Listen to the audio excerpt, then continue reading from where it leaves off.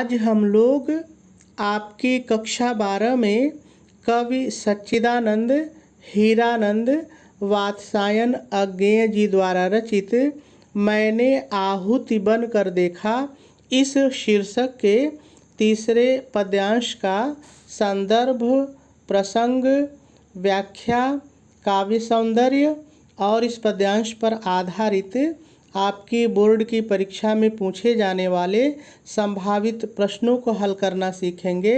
लेकिन सबसे पहले हम लोग एक बार इस पद्यांश को पढ़ेंगे और यदि इनमें कोई ऐसा शब्द आया होगा जिसका अर्थ कठिन होगा तो पहले उसका सरल अर्थ देखेंगे, फिर उसके बाद हम लोग इस पद्यांश की व्याख्या को सीखेंगे।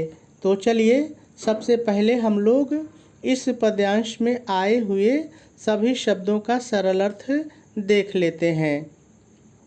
मैं कहता हूँ, मैं बढ़ता हूँ, मैं नभ, नभ माने आकाश, नभ माने आकाश की चोटी चढ़ता हूँ। देखिए चोटी चढ़ता हूँ एक अर्थ तो इसका यही है, दूसरा अर्थ आप इसको कह सकते हैं सफलता को प्राप्त करता हूँ, सफलता को प्राप्त करता हूँ। कुचला जाकर भी धूली सा, धूली सा मतलब धूल के समान, धूली सा मतलब धूल के समान। आंधी सा, आंधी सा मतलब आंधी के समान, आंधी सा मतलब आंधी के समान और सरल है। उमड़ता हूँ, देखिए एक अर्थ तो इसका यही होगा उमड़ता हूँ और दूसरा इसका अर्थ होगा ऊंचाई को प्राप्त करता हूँ या ऊपर उठता हूँ। ठीक है। मेरा जीवन ललकार, ललकार माने चुनौती, ललकार माने चुनौती बने। असफलता ही असी, असी माने तलवार, असी माने तलवार। धार समझ रहे हैं, सरल है, कोई दिक्कत नहीं है। तो जब दोनों को एक साथ लेंगे असी धार तो हो जाएगा तलवार की धार, तलवार की धार बने सरल है। इस सरल है। निर्मम, निर्मम माने कठोर, जिसमें कोई ममता ना हो, कोई दया ना हो तो आप कठोर कह सकते हैं। रण में मतलब युद्ध में, रण में मतलब युद्ध में। पग पग, पग पग माने कदम कदम पर, पग पग मतलब कदम कदम पर। ठीक है। का रुकना ही मेरा। वार माने प्रहार या आक्रमण, वार माने प्रहार या आक्रमण दोनों होता है, जो आपको अच्छा लगे एक लेके व्याख्या कर लीजिए। बने सरल है। भव मतलब संसार, भव माने संसार। सारा तुझको है, सभी शब्द सरल हैं। स्वाहा माने अर्पित या समर्पित, अर्पित कह लीजिए चाहे समर्पित। ठीक है। सब कुछ तप कर, तप कर मतलब जल कर या गर्म होकर, तप कर या गर्म होकर के आप तप कर भी कह लेंगे तो कोई दिक्कत नहीं है क्योंकि सरल है। अंगार, देखिए वैसे तो अंगार माने आग होता है, लेकिन यहाँ पर इसका एक अर्थ है निर्मल, एक अर्थ है निर्मल। ठीक है। बने सरल है। तेरी पुकार सा, कोई दिक्कत नहीं है। दुर्निवार, देखिए दुर्निवार का मतलब होता है जिसका निवारण न किया जा सके, जिसका निवारण न किया जा सके। लेकिन इसका यहाँ पर एक अर्थ है शक्तिशाली या प्रभावशाली, शक्तिशाली या प्रभावशाली। ठीक है। मेरा यह नीरव, नीरव मतलब मौन या शांत, मौन या शांत। प्यार सरल है, कोई दिक्कत नहीं है। बने मतलब बन जाए, बने मतलब बन जाए। तो सभी शब्दों का सरल अर्थ हम लोगों ने देख लिया। अब हम लोगों को इस पद्यांश की व्याख्या सीखनी है, लेकिन व्याख्या सीखने से पहले थोड़ा सा हम लोग इसका संदर्भ और प्रसंग लिख लेते हैं, फिर उसके बाद हम लोग इसकी व्याख्या को सीखते हैं। तो सबसे पहले हम लोग संदर्भ लिखेंगे। आप संदर्भ हेडिंग डालेंगे, डैश डालेंगे और डैश डाल करके लिखेंगे प्रस्तुत पद्यांश हमारी पाठ्य पुस्तक हिंदी। यदि आप कला वर्ग के विद्यार्थी हैं तो हिंदी लिखेंगे, लेकिन यदि आप विज्ञान वर्ग के विद्यार्थी हैं तब आप लिखेंगे सामान्य हिंदी के काव्य खंड में संकलित मैंने आहुति बन कर देखा शीर्षक से उद्धृत है। इसके रचयिता सच्चिदानंद हीरानंद वात्सायन अज्ञेय जी हैं। यह पद्यांश उनके प्रसिद्ध काव्य ग्रंथ पूर्वा से लिया गया है। ठीक है, और पूर्ण विराम लगा देंगे और आपका संदर्भ पूरा हो जाएगा। चलिए अब हम लोग इसका प्रसंग लिख लेते हैं। आप प्रसंग हेडिंग डालेंगे, डैश डालेंगे और डैश डाल करके लिखेंगे, प्रस्तुत पद्यांश में कवि ने बताया है कि जीवन की सार्थकता कष्टों, बाधाओं और कठिन परिस्थितियों के साथ संघर्ष करने में ही है। पूर्ण विराम लगा देंगे और आपका प्रसंग भी पूरा हो जाएगा। चलिए अब हम लोग इस पद्यांश की व्याख्या को सीखते हैं। तो कवि अज्ञेय जी कहते हैं, मैं कहता हूँ, मैं बढ़ता हूँ, मैं नभ की चोटी चढ़ता हूँ, कुचला जाकर भी धूली सा, आंधी सा और उमड़ता हूँ। हम लोग दो दो लाइन लेकर के ही इसकी व्याख्या को सीखेंगे। ठीक है, तो बहुत ही सरल लाइन है।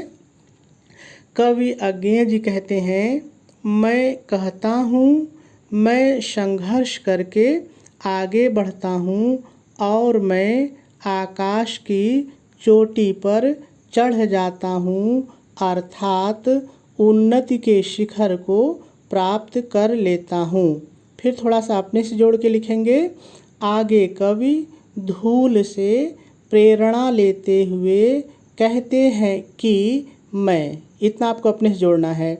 फिर से सुनिए, आगे कवि धूल से प्रेरणा लेते हुए कहते हैं कि मैं। अब आ जाइए लाइन पर, मैं धूल के समान ही पैरों तले कुचला जाकर भी, धूल के समान ही आंधी बनकर और ऊपर उठता हूँ। देखिए लाइन की व्याख्या शब्दशः तो हो गई, लेकिन अभी आपको और स्पष्ट करने के लिए थोड़ा सा अपनी तरफ से जोड़ करके लिखना पड़ेगा। आपको अपनी तरफ से क्या जोड़ करके लिखना पड़ेगा, ध्यान से सुनिए। यहाँ पर कवि के कहने का तात्पर्य है कि जिस प्रकार धूल पैरों तले कुचले जाने के बाद भी हार नहीं मानती और आंधी का रूप धारण करके ऊंचाई को प्राप्त करती है, उसी तरह वह भी बाधाओं और कष्टों के पैरों तले कुचले जाने के बाद भी बिना पराजित हुए सफलता को प्राप्त करना चाहता है। और पूर्ण विराम लगा देंगे। अब जाके आपकी दो लाइन की व्याख्या पूरी हुई। चलिए एक बार फिर से देख लेते हैं। देखिए सबसे पहले आप व्याख्या हेडिंग डालेंगे, डैश डालेंगे और डैश डाल करके पहले थोड़ा सा आपको अपनी तरफ से जोड़ करके लिखना पड़ेगा। आपको अपनी तरफ से क्या जोड़ करके लिखना पड़ेगा, ध्यान से सुनिए। प्रस्तुत पद्यांश में कवि अज्ञेय जी कहते हैं कि, अब आ जाइए पद्यांश पर, कहते हैं कि मैं कहता हूँ, मैं संघर्ष करके आगे बढ़ता हूँ और मैं आकाश की चोटी पर चढ़ जाता हूँ, अर्थात उन्नति के शिखर को प्राप्त कर लेता हूँ। आगे कवि धूल से प्रेरणा लेते हुए कहते हैं कि मैं, इतना आपको फिर जोड़ना है। आगे कवि धूल से प्रेरणा लेते हुए कहते हैं कि मैं धूल के समान ही पैरों तले कुचला जाकर भी धूल के समान ही आंधी बनकर और ऊपर उठता हूँ। मैंने कहा इसको स्पष्ट करने के लिए थोड़ा सा और लिख लेंगे, उसको भी सुन लीजिए। यहाँ पर कवि के कहने का तात्पर्य है कि जिस प्रकार धूल पैरों तले कुचले जाने के बाद भी हार नहीं मानती और आंधी का रूप धारण करके ऊंचाई को प्राप्त करती है, उसी तरह वह भी बाधाओं और कष्टों के पैरों तले कुचले जाने के बाद भी बिना पराजित हुए सफलता को प्राप्त करना चाहता है। और पूर्ण विराम लगा देंगे। चलिए आगे देखिए। आगे कवि कहते हैं, मेरा जीवन ललकार बने, असफलता ही असिधार बने, इस निर्मम रण में पग पग का रुकना ही मेरा वार बने। बहुत ही सरल लाइन है, सीधे सीधे आपको बोलना है। देखिए क्या होगा। आगे कवि कहते हैं, मेरा यह जीवन ही चुनौती बन जाए। कामा है तो कामा लगा देंगे, ठीक है। मेरी असफलता ही तलवार की धार बन जाए, जिससे मैं अपने मार्ग में आने वाली बाधाओं को काट सकूं। इतना अपने से जोड़ लीजिए, जिससे मैं अपने मार्ग में आने वाली बाधाओं को काट सकूं और इस कठोर जीवन युद्ध में कदम कदम पर मेरा रुकना ही मेरा प्रहार बन जाए। और फिर पूर्ण विराम लगा देंगे। चलिए एक बार फिर से दोनों लाइन की व्याख्या देखिए, बहुत ही सरल है। कवि कहते हैं, मेरा यह जीवन चुनौती बन जाए, कामा, और मेरी असफलता ही तलवार की धार बन जाए, जिससे मैं अपने मार्ग में आने वाली बाधाओं को काट सकूं और इस कठोर जीवन युद्ध में कदम कदम पर मेरा रुकना ही मेरा प्रहार बन जाए। और पूर्ण विराम लगा देंगे। चलिए आगे देखिए।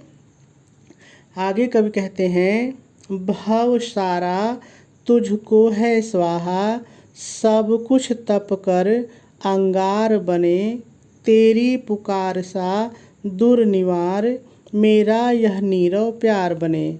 आगे कवि अज्ञेय जी कहते हैं, मेरा सारा संसार तुझको समर्पित है, मेरा सब कुछ जल करके अंगार बन जाए, अर्थात निर्मल बन जाए, और मेरा यह मौन प्रेम तेरी पुकार के समान ही शक्तिशाली बन जाए। और पूर्ण विराम लगा देंगे।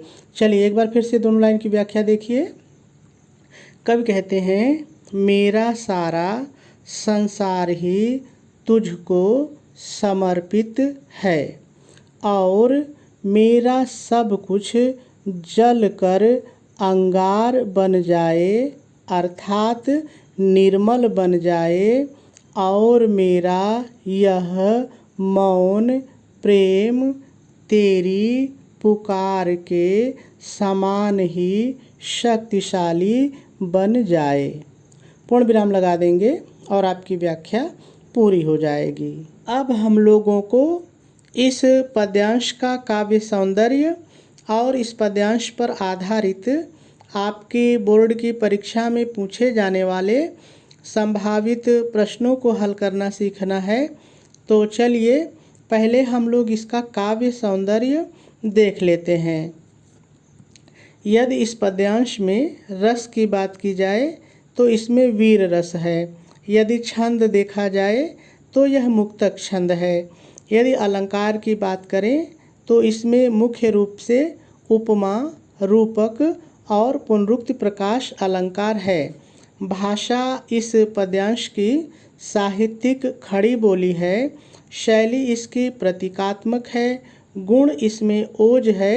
और यदि शब्द शक्ति की बात की जाए तो शब्द शक्ति इसमें लक्षणा है।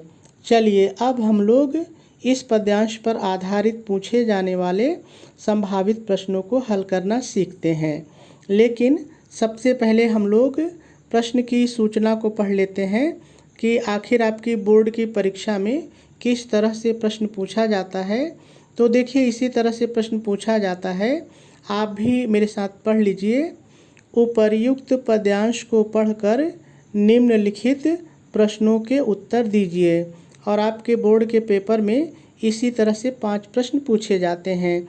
वो 5 प्रश्न जो मैंने लिए हैं इसमें से भी हो सकते हैं, इससे बाहर के भी हो सकते हैं, क्योंकि एक पद्यांश पर बहुत सारे प्रश्न बन जाते हैं।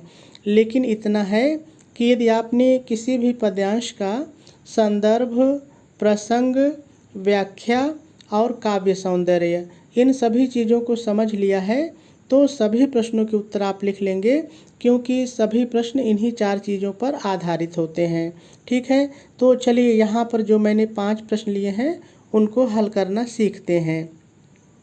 तो पहला प्रश्न आपसे पूछ रहा है, प्रस्तुत पद्यांश में कवि अपनी असफलता को क्या बनाना चाहता है? कवि अपनी असफलता को क्या बनाना चाहता है? तो उत्तर डाल के लिखेंगे, कवि अपनी असफलता को अपने मार्ग में आने वाली विघ्न बाधाओं को काटने वाली तलवार की धार बनाना चाहता है। और इसका उत्तर हो जाएगा। चलिए अगले प्रश्न पर चलते हैं। अगला प्रश्न आपसे पूछ रहा है, प्रस्तुत पद्यांश के कवि एवं शीर्षक का नाम लिखिए। तो आप उत्तर डालेंगे और लिखेंगे, प्रस्तुत पद्यांश के शीर्षक का नाम मैंने आहुति बनकर देखा एवं कवि का नाम सच्चिदानंद हीरानंद वात्सायन अज्ञेय है। और इसका उत्तर भी हो जाएगा। चलिए अगले प्रश्न पर चलते हैं। अगला प्रश्न आपसे पूछ रहा है, इस निर्मम रण में पग पग का रुकना ही मेरा वार बने। ये पद्यांश की लाइन है। प्रश्न आपसे पूछ रहा है कि इस पंक्ति में, इस लाइन में कौन सा अलंकार है? तो आप उत्तर डालेंगे और लिखेंगे, प्रस्तुत पंक्ति में पग शब्द की पुनरावृत्ति हुई है, किंतु इसका अर्थ एक ही है, इसलिए इसमें पुनरुक्ति प्रकाश अलंकार है। इसको थोड़ा सा मेरे शब्दों में समझ लीजिए। देखिए यहाँ पे पग पग 2 बार आया है, इसलिए यहाँ पर, और दोनों का अर्थ एक ही है, इसलिए पुनरुक्ति प्रकाश अलंकार है। देखिए यदि इस पग का अर्थ अलग होता और इस पग का अर्थ अलग होता तो यमक अलंकार हो जाता। आपको याद होगा कनक कनक वाला उदाहरण, तो अलग अलग होता तो यमक, लेकिन एक ही है तो पुनरुक्ति प्रकाश। ठीक है, चलिए अगले प्रश्न पर चलते हैं। अगला प्रश्न आपसे पूछ रहा है, कवि धूल से प्रेरणा लेते हुए क्या कहता है? क्या कहता है? तो उत्तर डाल के लिखेंगे, कवि धूल से प्रेरणा लेता हुआ कहता है कि जिस तरह से धूल लोगों के पैरों तले कुचले जाने के बाद हार नहीं मानती और आंधी का रूप धारण करके ऊंचाई को प्राप्त करती है, उसी तरह से वह भी कुचले जाने के बाद भी बिना पराजित हुए सफलता को प्राप्त करना चाहता है। और इसका उत्तर भी हो जाएगा। चलिए अगले प्रश्न पर चलते हैं। अगला प्रश्न आपसे पूछ रहा है, रेखांकित अंश की व्याख्या कीजिए। तो पहले देख लीजिए कि रेखांकित अंश की व्याख्या आपको करनी है। तो रेखांकित अंश है कहाँ पर? तो देखिए आपको दिख रहा है, मैं कहता हूँ, मैं बढ़ता हूँ, यहाँ से लेकर के और उमड़ता हूँ, यहाँ तक 2 लाइन है, इसकी व्याख्या आपको करनी है। तो कैसे करेंगे ध्यान से देखिए। सबसे पहले आप उत्तर डालेंगे और हेडिंग डालेंगे रेखांकित अंश की व्याख्या, और डैश डाल करके लिखेंगे, प्रस्तुत रेखांकित अंश में कवि अज्ञेय जी कहते हैं कि, इतना मैंने अपने से जोड़ा है। अब लाइन की व्याख्या है, कहते हैं कि मैं कहता हूँ और संघर्ष करके बढ़ते हुए आकाश की चोटी पर चढ़ता हूँ, अर्थात सफलता के शिखर को प्राप्त करता हूँ। आगे कवि धूल से प्रेरणा लेते हुए कहते हैं कि मैं भी धूल के समान कुचले जाने पर हार नहीं मानता, अपितु धूल के समान ही आंधी बनकर आकाश की ऊंचाइयों को प्राप्त कर लेता हूँ। पूर्ण विराम लगा देंगे और आपके रेखांकित अंश की व्याख्या भी पूरी हो जाएगी।